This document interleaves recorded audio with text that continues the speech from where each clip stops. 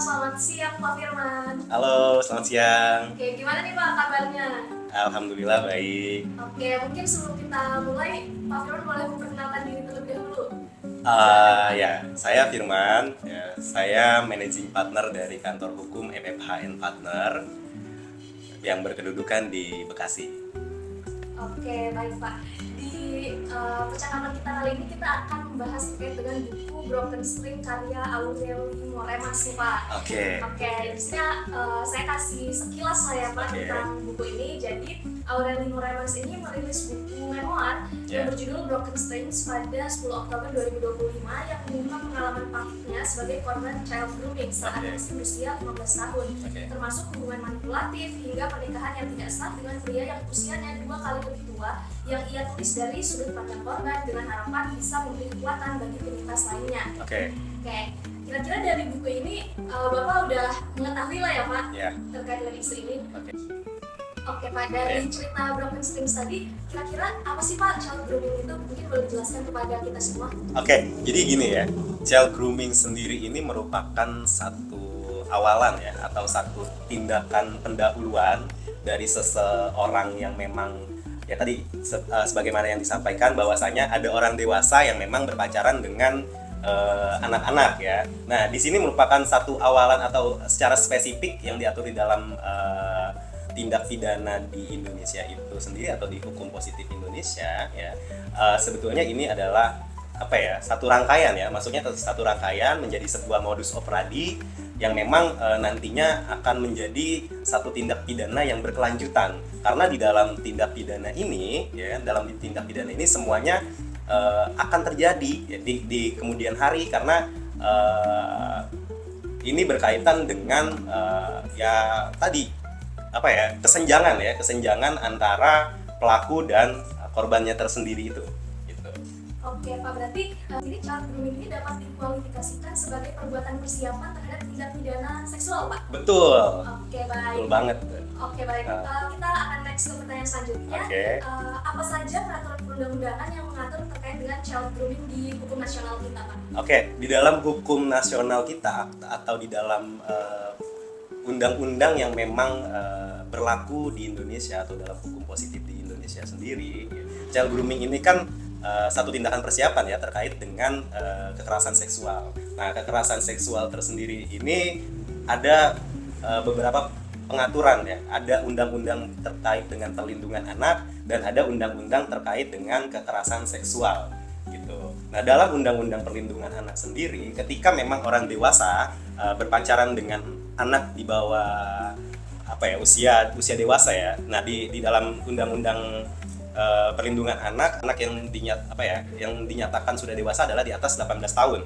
Nah, yang di bawah 18 tahun ini masih kena ke dalam undang-undang perlindungan anak. Nah, diatur di dalam undang-undang perlindungan anak terkait dengan keseksualan atau seksualitas itu di dalam pasal 76 undang-undang perlindungan anak ya, yang sebagaimana dengan ancaman pidananya berada di dalam pasal 81 dan 82 terkait dengan apakah anak ini ketika berhubungan seks ya itu dipaksa atau memang atas adanya bujuk rayu ya. Nah, di sini terdapat perubahan di dalam KUHP nasional terkait dengan Undang-Undang Perlindungan Anak. Di dalam KUHP nasional sendiri ya diatur di dalam pasal 414 di mana ada perubahan di dalam pasal 81 yang tadinya ancaman maksimalnya adalah 15 tahun, sekarang justru menjadi kalau nggak salah 12 tahun atau 9 tahun ancaman maksimalnya seperti itu. Dan juga diatur di dalam pasal 414 terkait dengan perbuatan cabul ya, terkait dengan perbuatan cabul yang memang dilakukan pada seorang anak gitu. Oke baik Pak, penjelasan yang sangat menarik ya Pak. Oke. Terima kasih banyak, kita lanjut lagi ke pertanyaan selanjutnya. Jadi mungkin sebelum bertanya saya izin bercerita dulu ya Pak. Jadi ada seseorang yang tersinggung dengan adanya buku Broken Strings ini. Padahal buku tersebut sendiri tidak menyebutkan nama seseorang secara spesifik gitu ya Pak. Di buku itu semua nama disamarkan, namun ternyata ada seseorang yang tersinggung karena merasa dirinya disebut dalam buku tersebut.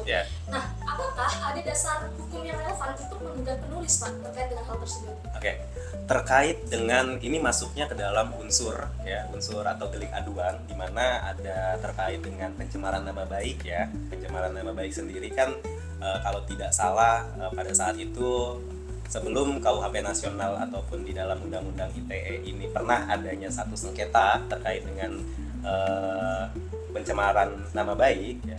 Pencemaran nama baik sendiri perlu kita ketahui ini hanya terkait dengan siapa yang memang merasa dirugikan dan memang adanya hal spesifik ya terkait dengan identitas pribadi ataupun harkat dan martabat pribadi gitu. Biasanya di dalam sebuah buku ataupun di dalam sebuah karangan ya itu biasanya ada disclaimer tersendiri gitu. Nah di dalam disclaimer ini biasanya mencantumkan ataupun di dalam sebuah video ataupun film gitu kan. Nah itu biasanya ada disclaimer sendiri yang memang menyatakan bahwasanya baik cerita, kesamaan dan lain sebagainya itu hanya fiksi belaka. Nah sementara ya di dalam buku Broken String ini ya kan perlu kita ketahui juga apakah ada unsur itu ya kan, apakah memang cerita itu benar-benar sama dan menceritakan apa yang memang menjadi kejadian orang tersebut, dan apakah harus di dalam pembuktiannya menyampaikan adanya benar-benar kesamaan gitu. Nah ini kan menjadi satu hal yang memang sulit ya terkait dengan pengaturannya sendiri di dalam undang-undang KUHP nasional ya, yang dulunya diatur di dalam pasal kalau tidak salah 310 ya kan, dan undang-undang ITE yaitu tadi harus adanya unsur yang masuk ke dalam pasal-pasal tersebut gitu. Ya salah satunya tadi memang menyampaikan bahwasanya ada identitas yang secara spesifik dan memang sama dengan orang yang diceritakan tersebut gitu. Sementara dalam Broken String sendiri kan tidak disamarkan ya, dan tidak berujuk pada memang orang itu gitu.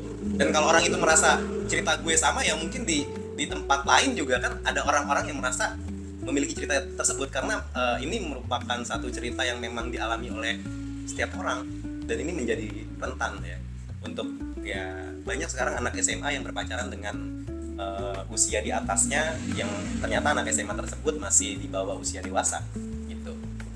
Oke, baik Pak Firman, terima kasih atas penjelasannya luar biasa. Terakhir nih Pak, jadi setelah buku Broken Strings ini dirilis, itu banyak publik yang bersimpati terhadap sang penulis seperti itu Pak. Kemudian pertanyaannya adalah apakah publik yang termakan fitnah, kemudian juga mengecam tokoh yang ditujukan dari nama samaran tersebut ditujukan kepada seseorang, kemudian mengecam tokoh tersebut, dan juga orang yang menyebarluaskan buku tersebut, itu apakah dapat dipidana Pak?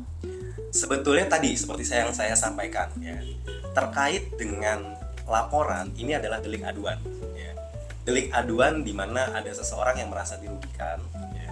Kemudian dia melaporkan satu tindak pidana terkait dengan pencemaran nama baik, dan dia yang mengadukan hal tersebut harus membuktikan bahwasanya memang dia yang menjadi dia yang menjadi satu subjek di dalam buku tersebut.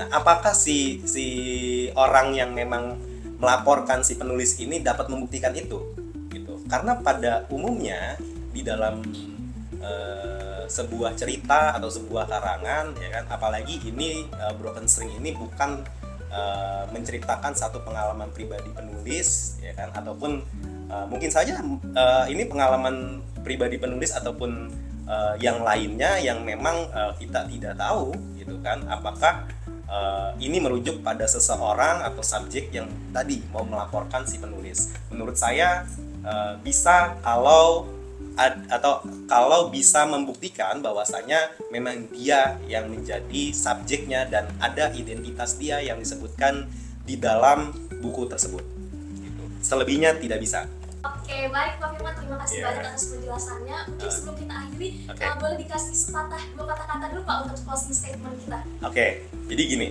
child grooming ini dapat menimpa siapapun yang ibaratnya kalian yang menjadi subjeknya atau anak-anak yang memang ketika kalian mau merasakan masa remaja ya, khususnya yang memang masih di bawah usia 18 tahun atau usia anak yang memang belum cakap ya, ketika memang pikiran kalian pun belum sepenuhnya dianggap sebagai orang dewasa, ya, itu lebih baik ya ketika memang kalian mau berpacaran atau kalian mau merasakan cinta monyet, ya cinta monyetnya kepada orang kepada yang seumuran saja gitu. Dan kalau kalian mau pacaran, ya kan, kalian harus memastikan bahwasanya kalian sudah memiliki tanggung jawab penuh atas diri kalian sendiri. Jangan sampai groomer atau pelaku ini justru akan merusak kalian di masa muda kalian yang memang seharusnya kalian isi dengan satu prestasi dan satu pembelajaran yang memang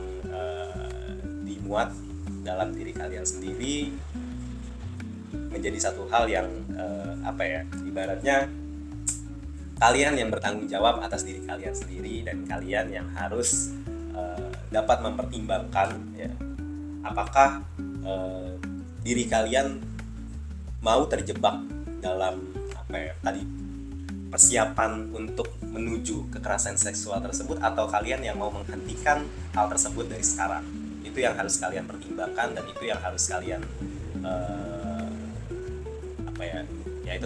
itu yang harus kalian pertimbangkan dengan matang gitu. Oke, Pak Firman, terima kasih banyak buat percakapan kita hari ini. Oke. Mungkin sekian saja podcast kita hari ini, teman-teman semua. Sampai jumpa di podcast selanjutnya. Oke. Terima kasih. Ya, terima kasih.